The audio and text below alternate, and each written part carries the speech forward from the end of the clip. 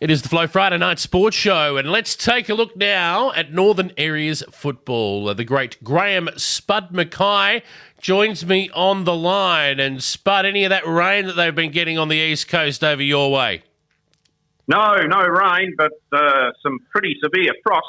Ooh. Minus 4.8 Wednesday morning here. So Boy. I don't know whether anybody can better that, but I suppose you can. But it was white as, and seeing we haven't had any rain, it was surprising to see it as white as that, because we've had some where it's been sort of -2, but barely able to see any frost as such, because there wasn't enough moisture there. But there was a little bit come in where Tuesday night there, and that sort of provided the moisture for it to freeze up. But hopefully we can see a little bit of that East Coast rain come this way, but I don't think we will, because we've got a thumping high sitting over us. So we'll need to get rid of that before we can change this pattern a little bit. But it'll change.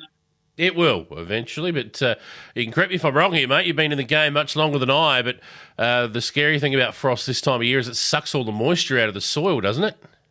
Exactly right. Yes, I mean, you've got to be careful, because you just mentioned it. I've been in the game for a long time, and I told my son that it was looked a little bit like 82, and that was the only year we never repped up here was 82. And that was, we had something like, it was worse than what it was this year for frost, but we had the early rain, we had the rain in May, we put it in, and I think there was something like 17 consecutive frosts, and that just dried it out, and it come out the ground, but it just couldn't survive, because we never got any rain much until, it was a very low rainfall year anyway. I think it was only about 200 mil or something like that for the year. So, it is what it is. You just got to, and I'm not going to predict that that's going to happen this year, because I'm an optimist. I believe that we will get through, but sometimes it tests you a little bit. It makes you wait until the last little bit, but that's part of the farming game. Yeah, well, all farmers are optimists and octopuses as well. We're going to have 8 arms and 8 legs to get around and do what you guys do. So, but let's talk footy. That's the crop report taken care of right now. Hopefully we don't get too many more frosts for you. But what about this? I reckon I tipped this, 5 rounds ago. I was a bit early. Southern Flinders, 8-8-56, knocking off Broughton Mundura, 5-14-44. The Tigers get their win, and maybe they are a contender for the flag. Oh, certainly are. I mean, Broughton probably still got a couple missing, but that doesn't matter. Southern Flinders come out to play. Broughton kicked atrociously, 5 goals, 14. It's 19 scoring shots for 5 goals. That's not going to win too many games when you do that. But no, Southern Flinders, they've sort of going pretty well, and they didn't have a big contribution from Shane Ballantyne and Joel Amberg-Pedersen. They only had about 3 goals between them. So to get over the line without any big contribution from those blokes is something that would sort of buoy Southern Flinders for future games when they come up against Broughton, probably in the qualifying final. Yes, they'll definitely see each other again, but big result for the Tigers. Keeps them at level top now, only percentage separating them and Broughton Mundura at the top of the ladder. And it is a fair chunk of percentage too, by the way. So I think they're going to chase that down. They'll have to have one more win than Broughton Mundura, which means that Broughton Mundura will have to lose one more match between now and the minor round for them to be overtaken. Yep. Let's have a look at Orroroo, who took on Crystal Brook at home, and there's no doubt the Roos are just a different proposition on their home deck than they are away. This game was absolutely dead to rights at half-time. It was probably dead to rights at quarter-time, given that they went in 9 goals up. They just play better at home. Yeah, look, I got a little bit of inside information here. Crystal Brook were decimated by COVID. They had Luke Capitola, Daniel Hill, Lambert, he was missing. I think somebody said that they had about something like 10 out of the A and B, so they did a good job to put 2 sides together, but don't think that that's going to be the case this week, because a lot of those players will return. They only have the week off for that, but it does sap them a little bit, depending on how severe you have the COVID. But yeah, that's the reason that Orroroo, and like I've always said, they do play their home ground very well. But unfortunately, I think Aidan Lee might have a problem with his knee again. Well, it's not so much his knee. He had his knee done, but when they do the knee, they take a bit of your hamstring to tear it. Yep. And he's having trouble with his hamstring now, unfortunately. So hopefully he can get that going and get back towards the end of the season. And because he'll make a big difference to Orroroo if they can get him up and firing. Absolutely, he will. And tell you what, the info that you've just come up with there makes it even more admirable in the second half, where Crystalbrook won it. They kicked 8 goals to 6 in the second half. So they don't go away, the Chooks. They mightn't have been very good in the first half, and obviously extenuating circumstances included, but to then fire up after the halftime break and be more than competitive, that's great for them. Yeah. And look, I mean, the Jackson Nance is playing pretty good footy for him. Leo Coates, the coach's son, he's had a really good season and possibly, might be up in their best and fairest. So they've got some good players, and if they get those others back this week, they'll be a different proposition altogether. All right. Now, we're going to talk about your boys, Jamestown Peterborough against BMW at three-quarter time. It looked like the Maggies were going to win again.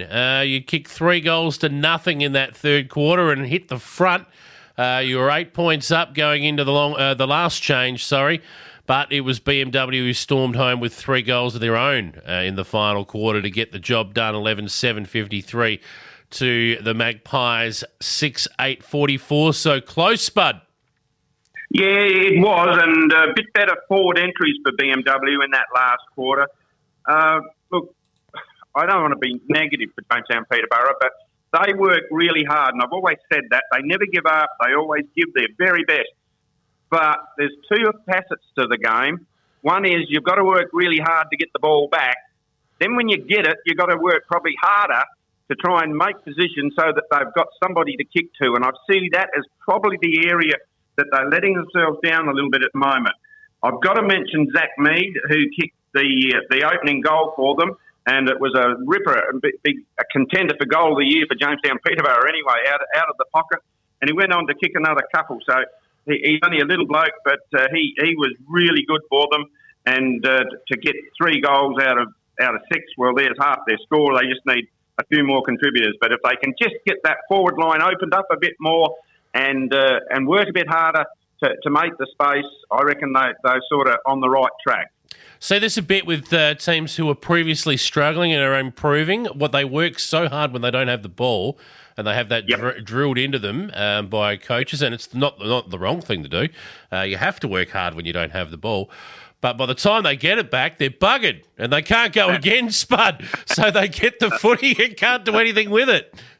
No, that's exactly right. And because, you put a lot of emphasis on your top players, and you need them to work that. And by the end of the game, they're starting to really they start to feel the pinch, don't they? Yeah, and they're blowing up. Yeah, but the BMW, they deserve to win.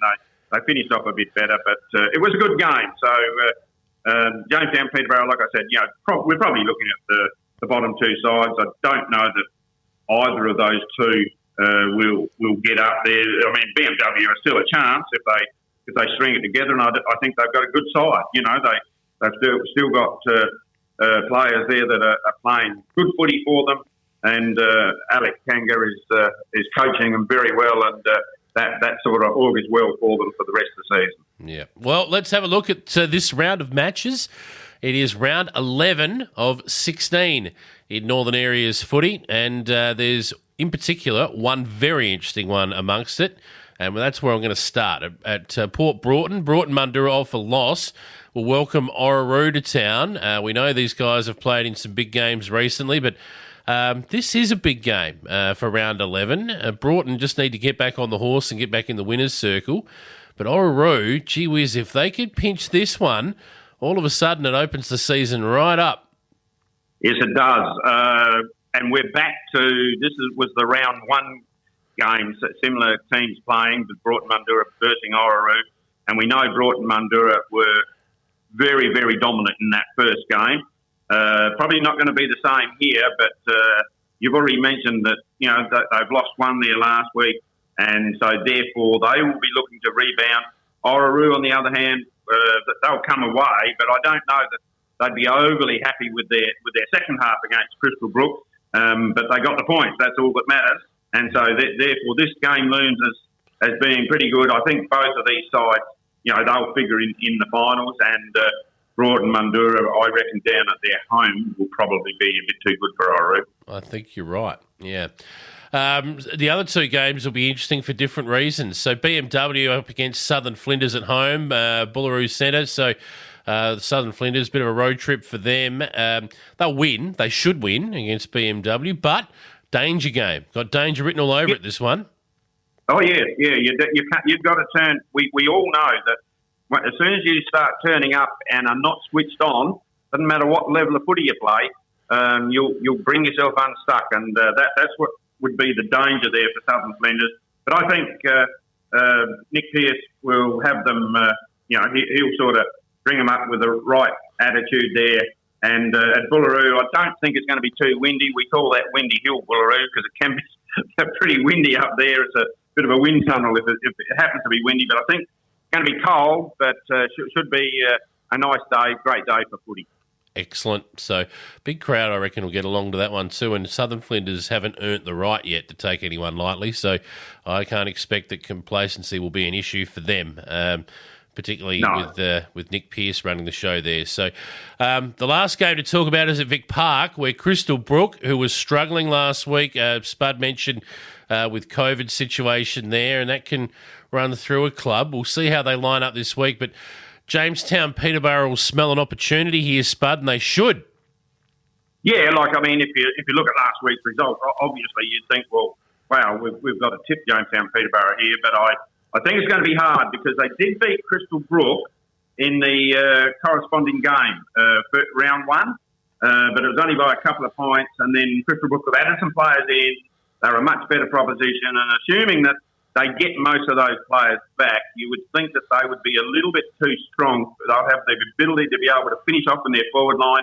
If they get Daniel Hill back there, he provides the focal point for them, and that sort of straightens them up. They go straight down the spine, and that would be the key. I would have thought that he would be much required for Crystal Brook to be successful. But I think they'll be a bit strong for Jamestown Peterborough on Saturday. Perhaps on paper, if they're all back, you might be onto something there. But the great unknown is how people come back after COVID, and you touched on that before. So, many have come back and they're fine. They've never even had an issue. Others, on the other hand, just struggle to get over it for a few weeks. And if there's a few players like that who have had it and are just struggling to get to the other side of it, all of a sudden I think Jamestown Peterborough become a big threat. So don't be surprised to see a close one here, Spud.